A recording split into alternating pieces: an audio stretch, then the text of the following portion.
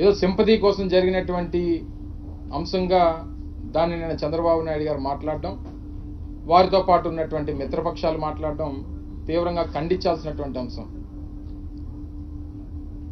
జగన్మోహన్ రెడ్డి గారు గడిచినటువంటి 15వ రోజు, ఈ నేటితో 15వ రోజు ఆయన ఎన్నికల ప్రచారం రోడ్ షోని రాష్ట్ర వ్యాప్తంగా నిర్వహిస్తూ ఉన్నారు. కడపలో ప్రారంభమైనటువంటి రోడ్ షో దాదాపు 7-9 జిల్లాలు వారు పర్యటన చేసి వస్తున్నటువంటి ప్రజాభిమానం, ఆయనకు వస్తున్నటువంటి స్పందన, రోడ్ షోలో వస్తున్నటువంటి వేలాది మంది జనం, సిద్ధం సభలకి వస్తున్నటువంటి లక్షలాది మంది ప్రజానికం, ఇవన్నీ చూసి ఓర్వలేక ఏదో రకంగా జగన్మోహన్ రెడ్డి గారిని అడ్డుకట్ట వేయాలి, ఆయన ప్రచారానికి అడ్డుకట్ట వేయాలి, ఏదో రకంగా ఆయన్ని ఇబ్బంది పెట్టాలనేటువంటి ప్రయత్నంలో భాగంగా చేసినట్టుగా కనబడతా ఉంది. వాస్తవంగా అంత పెద్ద రోడ్ షో నిర్వహిస్తున్నప్పుడు జగన్మోహన్ రెడ్డి గారిని టార్గెట్ చేసి ఆయన నుదుటి మీద అది కాస్త కన్నుకి పైన తగిలింది కాబట్టి చిన్నగా బయటపడడం జరిగింది. అదే 1 సెంటీమీటర్ 2 సెంటీమీటర్ కింద తగిలింటే కన్ను పోయేది. అయినా మా నాయకుడికి అసలు సింపతి క్రియేట్ చేసుకోవాల్సినటువంటి అవసరం ఏముంది నాకు తెలియక అడుగుతాను. మేమేం గడిచినటువంటి 5 సంవత్సరాలు ప్రజలకు పనిచేయలేదా? లేదా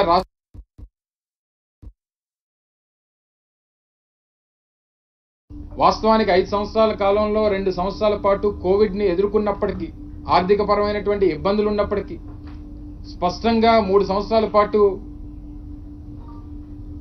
మాకు సమయం దొరికినప్పటికీ చేయాల్సినటువంటి కార్యక్రమాలన్నీ కూడా, ప్రజలకు ఇచ్చినటువంటి హామీలన్నీ కూడా అమలు చేసుకొని ముందుకెళ్ళాం. 1ో 6 ఏదైనా ఉన్నా అది ప్రజలకు చెప్పేటువంటి ప్రయత్నం చేశాం. ఇవన్నీ కూడా చేసినటువంటి క్రమంలో డెఫినెట్గా ప్రజల నుంచి ఆ స్పందన వస్తుంది. రాజకీయంగా ప్రజాస్వామ్య పద్ధతిలో మీరు దాన్ని ఎదుర్కోవాలనేటువంటి పరిస్థితి వచ్చినప్పుడు దాన్ని ఏ రకంగా ఎదుర్కోవాలి?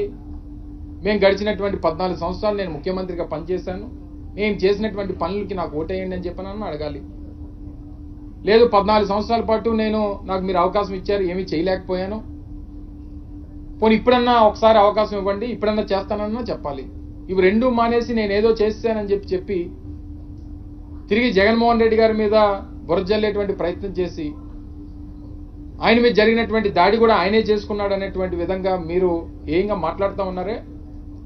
దేశంలో ఉన్నటువంటి ప్రముఖ నాయకులందరూ కూడా ఖండించారు. దేశ ప్రధాని, వివిధ రాష్ట్రాల ముఖ్యమంత్రులు, దేశంలో ఉన్నటువంటి వివిధ రాజకీయ పార్టీలు అందరూ కూడా ఖండించారు. మీకు మాత్రం, చంద్రబాబు నాయుడు గారికి మాత్రం అసలు కనీసం సరే సింపతి అనేటువంటిది దాన్ని ఖండించాల్సినటువంటి అవసరం లేదు, కానీ తిరిగి నిందించేటువంటి కార్యక్రమం చేస్తూ ఉన్నారు. ఇంత పెద్ద ప్రజా స్పందన వస్తుంది, ప్రజలు వేలాదిగా తరలిస్తున్నప్పుడు మాకేంటి అవసరం? మాకు తెలియక అడుగుతాను. మాకేం అవసరం? మా మీద మేము దాడి చేయించుకోవాల్సినటువంటి అవసరం మాకేముంది?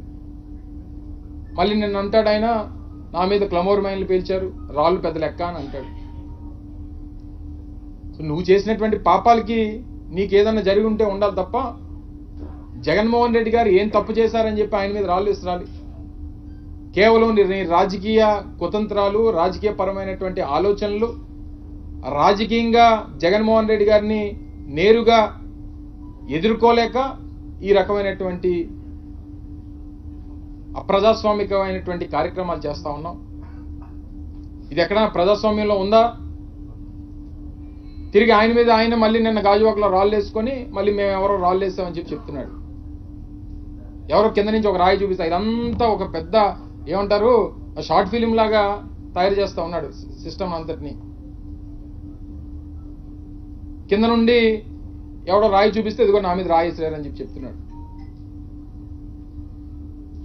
ఈ రకంగా ప్రచారం చేసి జగన్మోహన్ రెడ్డి గారిని, జగన్మోహన్ రెడ్డి గారి నాయకత్వాన్ని, మేము ఇన్ని రాజకీయ పార్టీలు కలిసాం, రేపు జగన్మోహన్ రెడ్డి గారిని ఏం చేయలేకపోతున్నామే, ఇన్ని రాజకీయ పార్టీలు కలిసినా మాకు రావాల్సినటువంటి స్పందన రావట్లేదే, జగన్మోహన్ రెడ్డి గారు అడుగు బయట పెట్టేసరికి ఇంత పెద్ద ఎత్తున ప్రజాస్పందన వస్తుంది, ఈ రకంగా ఏదన్నా చేస్తే ఆయన వెనకడుగేస్తాడు, బయటికి రావడం మానేస్తాడు, లేకపోతే ప్రచారానికి రాడు అని చెప్పి అనుకుంటే నీ అమాయకత్వం.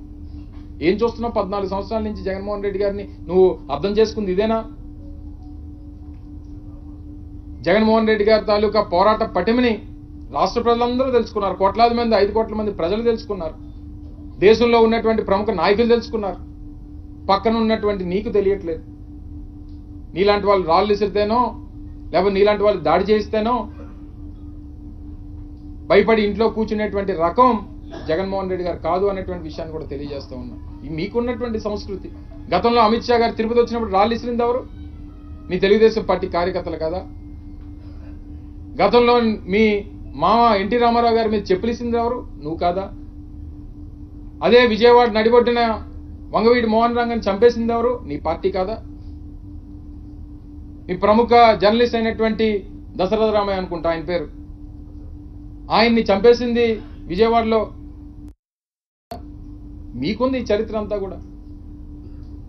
నిన్న గాజువాకలో వచ్చి అంటాడు 83లో వచ్చినటువంటి ప్రజాస్పందన ఇప్పుడు కనబడుతుంది గాజువాకలో అంటుంది. 83లో నువ్వు ఎక్కడున్నావు? ఏ పార్టీలో ఉన్నావు? 83లో నీ పార్టీ కాంగ్రెస్ పార్టీ. నువ్వు పోటీ చేసింది కాంగ్రెస్ పార్టీ, నువ్వు ఓడిపోయింది కాంగ్రెస్ పార్టీ. నువ్వు 83లో ఏ పార్టీ చూసావు? అసలు నీ రాజకీయ జీవితం మొదలైంది కాంగ్రెస్ పార్టీలో. తర్వాత సరే వాళ్ళ కూతురిని చేసుకున్నావు, తర్వాత రాజకీయ పరిణామాలు, వెనుపోట్లు ఇవన్నీ కూడా తెలిసినటువంటి అంశాలు. నీకు ఏ రోజు కూడా ప్రజల తాలూకా ఆమోదం, ప్రజా బలంతో, ప్రజల తాలూకా మన్ననతో నువ్వు రాజకీయాల్లో రాణించింది ఎప్పుడు నాకు తెలిసి ఎప్పుడు లేదు. అయితే 4 పార్టీలతో జతకట్టినప్పుడు లేదో మీ పార్టీ నాయకుని వెన్నుపోటు పొడిచో నీకు నాయకత్వం వచ్చింది తప్ప ప్రజల నుంచి ఒక నాయకుడిగా ఎదిగినటువంటి సందర్భం ఏ రోజన్నా చంద్రబాబు నాయుడు గారికి ఉందా? ఒకసారి ఆలోచన చేయమని చెప్పి కోరుతా ఉన్నా. ఇవన్నీ కూడా చూసిన తర్వాత కూడా ఇంకా జగన్మోహన్ రెడ్డి గారిని విమర్శించాలన్నటువంటి ఆలోచన మానుకుంటే మంచిది. నువ్వు ఇంకా విమర్శించుకోలేది, ఆయన మీద ఇంకా మరింత సింపతి నీకు పడాల్సిన 10 ఓట్లు కూడా పడడం మానేస్తాయి. ఈరోజు చంద్రబాబు నాయుడు గారు నిన్న గాజువాకలో మరికొన్ని విషయాలు మాట్లాడుతూ రాష్ట్రంలో అభివృద్ధి, రాష్ట్రంలో ఏం జరిగింది, రాష్ట్రంలో పరిశ్రమల పరిస్థితి ఏంటి, రేపు నేను వస్తే 20 లక్షల ఉద్యోగాలు ఇచ్చేస్తానని చెప్పాను. 14 నుంచి 19 ఎన్ని ఉద్యోగాలు ఇచ్చావు చెప్పు ఒకసారి. సరే నువ్వు వచ్చితే ఇచ్చేద్దు కానీ నువ్వు గతంలో 2014 నుంచి 19 వరకు ఈ రాష్ట్రానికి ముఖ్యమంత్రిగా 5 సంవత్సరాలు పనిచేశారు. ఆ 5 సంవత్సరాల కాలంలో ఎన్ని ఉద్యోగాలు పరిశ్రమల ద్వారా ఇప్పించారో చెప్పండి. నేను ఛాలెంజ్ చేస్తా ఉన్నా.